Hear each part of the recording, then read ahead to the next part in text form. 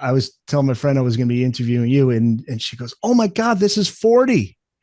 That was the first thing she said.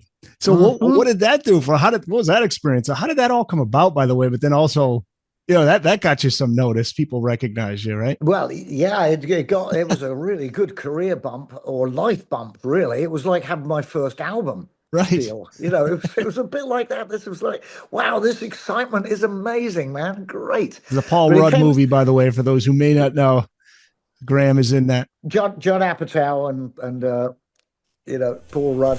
Who's he talking to? The Jewish Journal. The Jewish Journal? Apparently, all Jews are the only ones who still buy hard copy of records because they don't like to download music because they don't know what downloading means. Why is this album different from any other album? It isn't. What is he wearing? It's a hat with the Oreo logo on it. Why? I don't think he's being ironic. I think he just really likes Oreos. Look, Paul Westerberg record did okay. Frank Black record did all right. The Haircut 100, not so much. We have to break this record, otherwise we're not here next year. He's coming. Oreo Man is coming. Hey guys, how are you? Good, man. Good to see you. Aren't cookies the best? Yeah, Jewish Journal guy loves the record. Great. Got a bit of a problem though. Touch of gout. Gout? Yeah, my whole family, they all had gout. Jesus. That's very unfortunate. My auntie Queenie, she had a foot like this. It's like the size of a small pig. I've got a photo of it. I'd love to see that photo of that gout foot. And a couple of bunions as well. Fuck. I've got to go to the podiatrist and I hope he can shoot me up with something. Yeah, well, let's get you to the podiatrist. Bye, Graham. See you later, Graham. Good luck with your gout. Rock and roll, baby. It was unbelievable. I just reformed the rumor by accident, and they were going to, they all agreed they were going to come to the USA. I wanted to do it there in a studio I'd worked at, Struck by Lightning being one of the records, and quite a few others. I wanted to do the first reunion album there.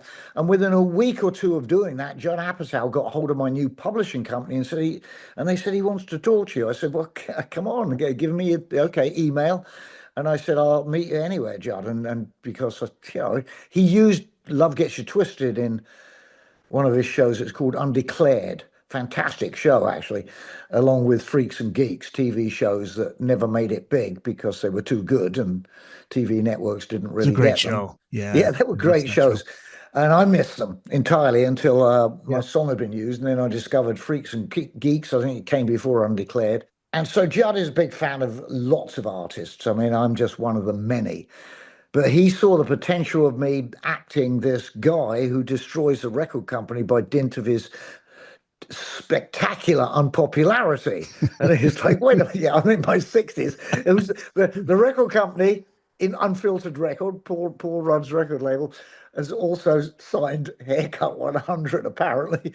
And, Frank Black without the main focus of his music, which was the Pixies, and he signed all these losers, and potentially and really. And I thought, I can kill this role. This is me. Yeah, I can destroy a record company just like that, man. No problem. And so it was a great bump. That's cool. It was a wonderful thing. And I was turning up at all these things at some big hall in New York with most of the cast of the actors being flown first class. This is years after to Hollywood, to be at the Billboard building with artists and talking about music and film like I know anything, bluffing my way. So, great, I get a lot of free food, a first class hotel and a first class flight. Yeah, bring it, And whenever I'd be out in England anywhere, and a few people would say, he's Graham Parker, and they'd look me up. Oh, yeah, I saw the movie. Young people like 20-year-olds. Oh, yeah, you're the guy who ruined that agency. The record company. My neighbours here in London, their kids were watching the TV. They were watching they didn't know much about me. They knew it was something to do with music. They were watching the TV one night, and This Is 40 came on, and they were like, it's Graham, it's next door. And the kids were really little. That's awesome. From then on, those kids were like hiding from me. So, oh God, he's a movie star.